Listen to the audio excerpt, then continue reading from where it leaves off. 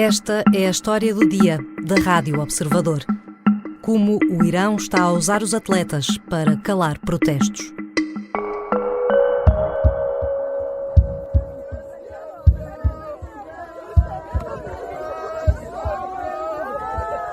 Familiares de Mohammad Mehdi Karami choram a morte do jovem de 22 anos junto à sua campa, no Irão.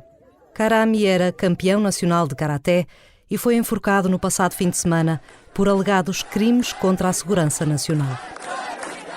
É um de vários desportistas condenados depois de participarem em protestos contra o regime iraniano em defesa dos direitos das mulheres, que se intensificaram no país desde a morte de Mahsa Amini em setembro, às mãos das autoridades iranianas. A jovem tinha sido detida pela polícia da moral por ter usado o véu islâmico de forma errada. Estima-se que haja mais de 500 manifestantes mortos e mais de 19 mil detidos desde setembro.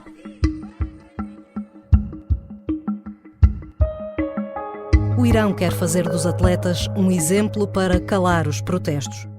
Mas há jogadores da Seleção Nacional de Futebol a usar os prémios monetários que receberam no Mundial para pagar fianças e libertar cidadãos detidos. Como o estão a fazer e que riscos correm? Vou falar com o editor de desporto do Observador, Bruno Roseiro. Eu sou a Catarina Santos e esta é a história do dia. Bem-vindo, Bruno. Olá, Catarina. Mohammad Mehdi Karami tinha 22 anos, praticava karaté desde os 11, era campeão nacional da modalidade, representava frequentemente o Irão nas mais relevantes competições internacionais e foi enforcado no passado fim de semana. Porquê? Tanto ele como Saed Ossimi, que era também um treinador karateca, portanto ligado à modalidade, foram acusados de terem matado um membro das milícias paramilitares islâmicas.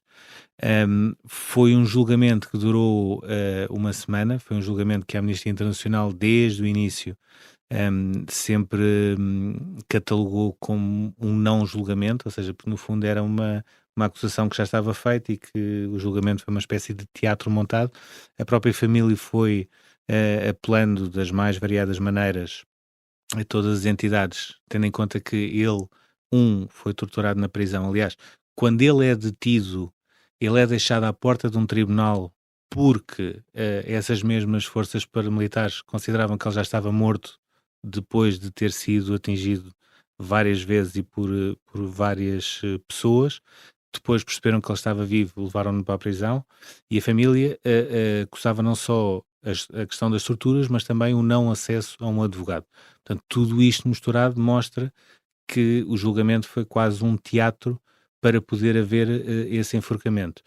Mas que tem ainda um outro pormenor, é que acontece quase numa espécie de equilíbrio depois de um jogador de futebol ter sido condenado também a ser executado e ter passado para uma pena de 16 anos de prisão. Foi como se o regime iraniano quisesse estabelecer aqui aquilo que eles consideram na cabeça deles um equilíbrio, e um jogador de futebol que deixou de ter a pena de execução para ficar 16 anos preso, para poucas horas depois haver este campeão karateca, que era um daqueles campeões que queria muito mais. Ou seja, qualquer atleta que tatue o símbolo olímpico é porque sabe muito bem aquilo que quer e sabe muito bem onde é que quer levar o seu país, e neste caso, e a partir deste fim de semana, já não poderá ter essa possibilidade. Estes casos de que falavas não são isolados, há várias outras figuras ligadas ao mundo do desporto que têm sido presas e condenadas à morte ou apenas de prisão, como tinhas referido, não é? Há um intensificar de casos. Sim, porque o desporto aqui, há a clara percepção por parte do regime iraniano que o desporto é o motor e o catalisador para uma revolução. Os próprios jogadores, e isso notou-se no Campeonato do Mundo, estão sujeitos a uma pressão enorme. Os antigos jogadores e atletas de outras modalidades tem mostrado o seu apoio a todas estas manifestações de uma maneira diferente. O Alidai, por exemplo, que é o segundo melhor marcador de sempre nas seleções, foi o jogador que Cristiano Ronaldo ultrapassou quando se tornou o melhor marcador de sempre de seleções. O Alidai, ao contrário do que chegou a ser veiculado, nunca chegou a ser preso. Ainda assim, a sua família, quando viajou, foi depois sujeita a uma série de inquéritos, claramente num sentido de pressionar a Alidai para não ter qualquer tipo de, ou para não ter mais posições de apoio a todas as manifestações que existiam nas ruas do Irão, sobretudo em Teherão, que é o coração das manifestações. Temos também o Al-Karimi, que eu percebi no Campeonato do Mundo, que é uma espécie de herói dos adeptos iranianos. Porquê? Porque vive no Dubai e está completamente à vontade para falar de tudo o que está de mal no regime, e isso acaba por promovê-lo a herói, ou seja, ele é herói muito mais por aquilo que diz hoje fora de campo do que aquilo que fazia dentro de campo, apesar de ter a alcunha do Maradona da Ásia, ou seja, era alguém que era de facto um bom jogador, mas que é aquilo que diz fora de campo que faz dele a grande referência. E depois temos vários outros exemplos de atletas. Por exemplo, temos a xadrezista, uma xadrezista que ficou muito conhecida, a Sara Kadem, por ter feito um jogo no Cazaquistão sem sem ter a cabeça tapada, ou seja, no início disse que tinha sido uma distração, depois percebeu-se que não era. O único caminho que poderia ter era encontrar um outro país, que neste caso vive em Espanha. Portanto, nós temos vários exemplos de atletas e depois temos outros, claro está, que estão presos, que já foram condenados, que no caso deste karateca também já foi inclusivamente executado, mas a grande preocupação do regime iraniano continua a ser os atletas no ativo e a equipa de futebol. Aí é que está o cerne da questão, porque eles percebem que é daí é que poderá vir a voz para esta manifestação poder chegar à tal revolução pretendida. Uhum.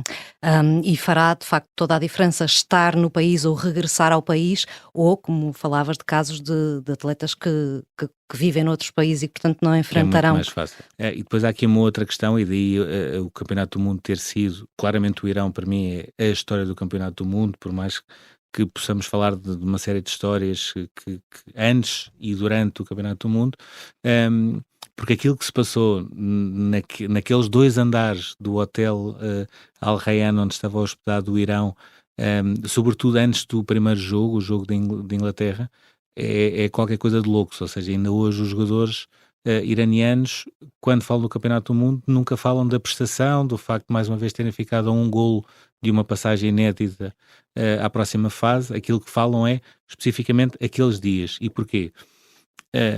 Os jogadores iranianos, por um lado, eles têm a plena consciência de que podem ser o símbolo da revolução. Por outros, estão a ser pressionados, por exemplo, por familiares que dizem: amigo X, familiar Y, foi condenado, foi morto, está preso, etc. E, como é óbvio, não é fácil para eles lidarem com essa situação. Mas, em contrapartida, eles também sabem que qualquer posição pública que eles tomem é a família deles que está em perigo.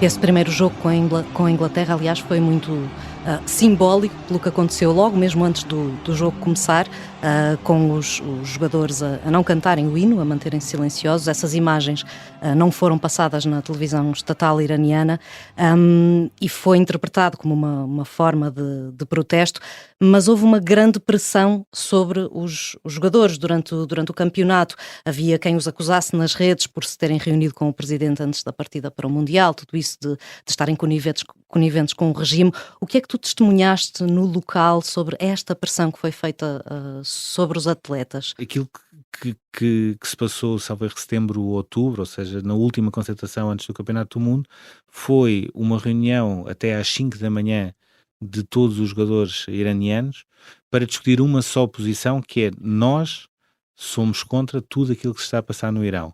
Como é que nós nos manifestamos?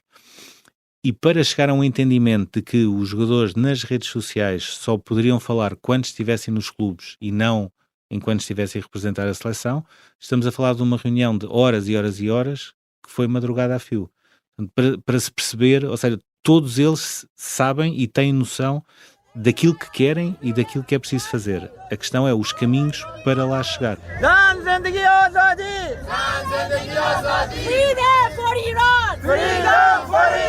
Até o facto de do Irão jogar contra a Inglaterra e contra os Estados Unidos veio adensar ainda mais essa carga política que havia em torno da equipa. Houve uma reunião, mais uma vez, de horas e horas e horas a fio para tomar essa decisão de não cantar o hino. Não deixa de ser curioso que no estádio ouviram-se duas coisas. Por um lado, aplausos, quando as pessoas perceberam que estava a existir uma tomada de posição por parte dos jogadores, mas ao mesmo tempo os assobios que já vinham preparados contra o regime.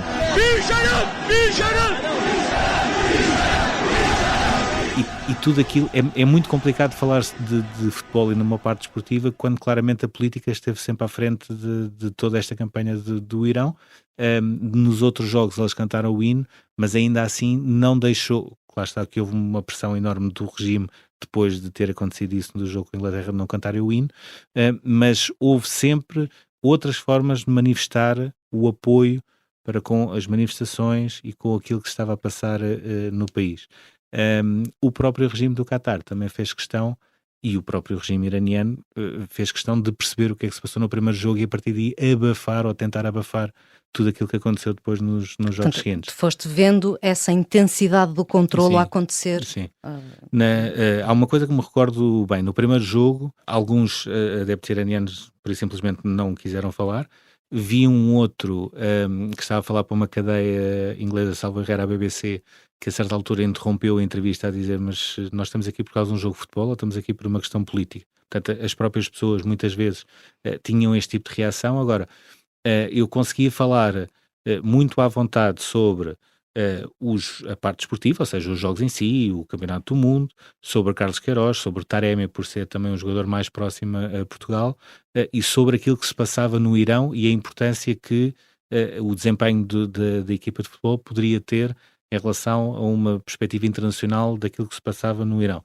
No primeiro jogo com a Inglaterra, conseguia-se falar à vontade. No segundo jogo, já foi muito mais comedido e com uma história que eu não me vou voltar a esquecer, que é, à volta do estádio havia zonas específicas para fumar, ou seja, eles não deixavam entrar as pessoas com isqueiros porque havia mesmo zonas que tinham isqueiros lá pendurados. E foi nessa zona que eu encontrei um iraniano que estava também com a sua mulher, e fomos falando, e foi talvez aquele que me explicou melhor aquilo que se passava em Teherão, ou seja, desde pormenores pequeninos da vida mundana, como por exemplo já passar despercebida as constantes buzinas do trânsito de Teherão, porque a cabeça das pessoas de Teherão claramente já não estão no trânsito e nas buzinas, já estão nas manifestações e no número de detidos e de mortes, etc. Foi explicando tudo isso, foi explicando como é que fez a viagem, foi explicando como é que via tudo, e a certa altura, quando eu lhe perguntei o nome, disse: não, isso, nem pensar, eu não lhe vou dar o nome.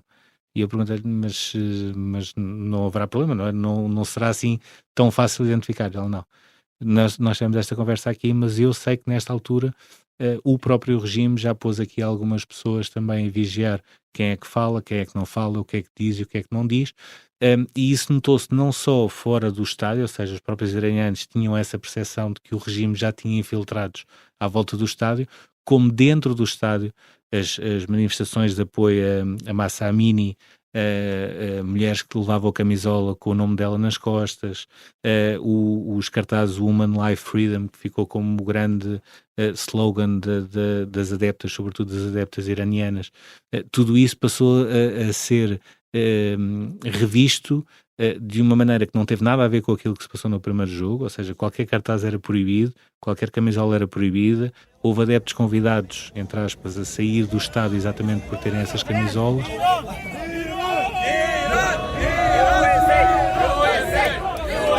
E chegou ao ponto de, no terceiro jogo, que era o jogo com os Estados Unidos, que também é um jogo politicamente com uma carga enorme, acontecer duas coisas que mostram meio aquilo que estava a passar.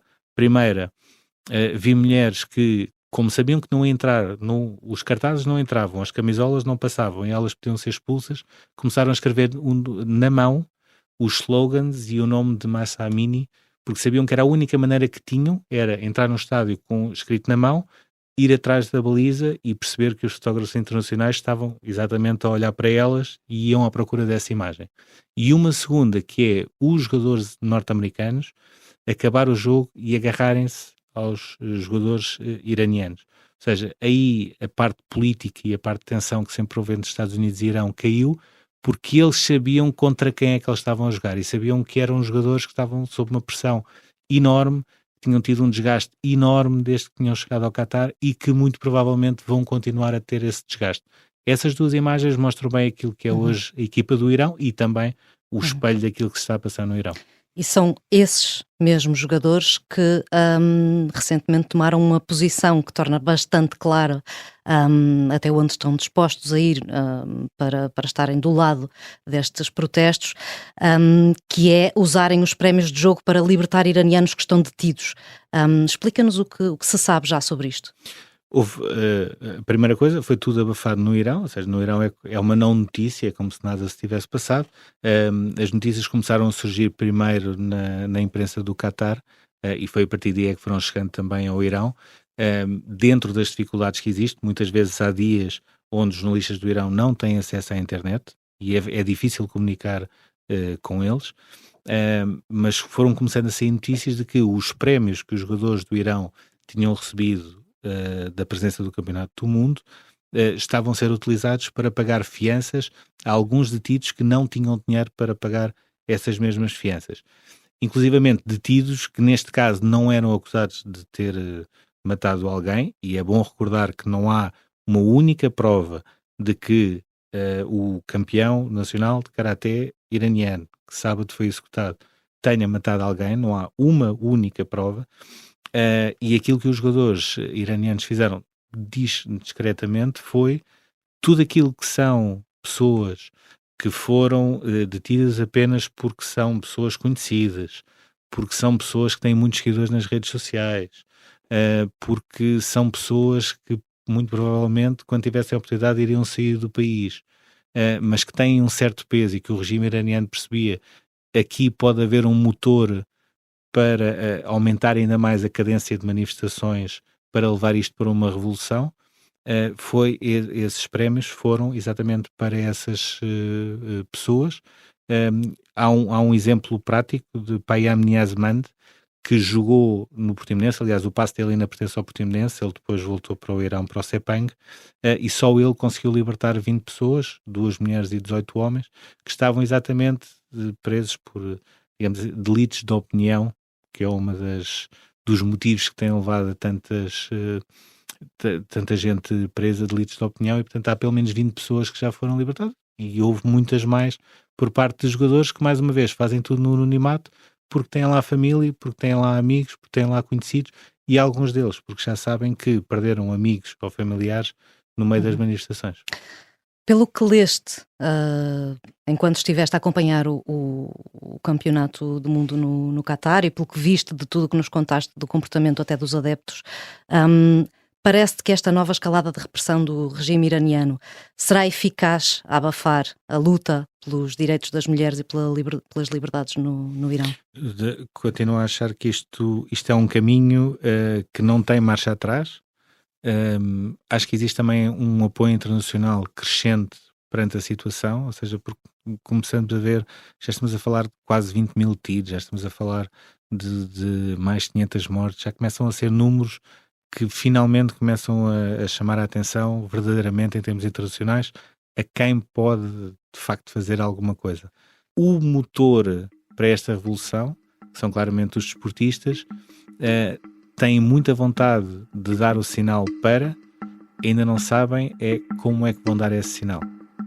E é por isso que muitas vezes eles são criticados como são, porque eles querem fazer coisas que sabem que se fizerem podem colocar em risco famílias, amigos, pessoas próximas, e também não dá propriamente para chegar e tirar do país essas pessoas. Portanto, no fundo, acabam por estar de mãos atadas e pouco ou nada podem fazer nesta altura. Obrigada, Bruno. Obrigado. Bruno Roseiro é editor de desporto do Observador. Esta foi a história do dia. Este episódio contou com a colaboração da jornalista Marta Amaral. A sonoplastia é do Artur Costa, a música do genérico é do João Ribeiro. Eu sou a Catarina Santos. Até amanhã.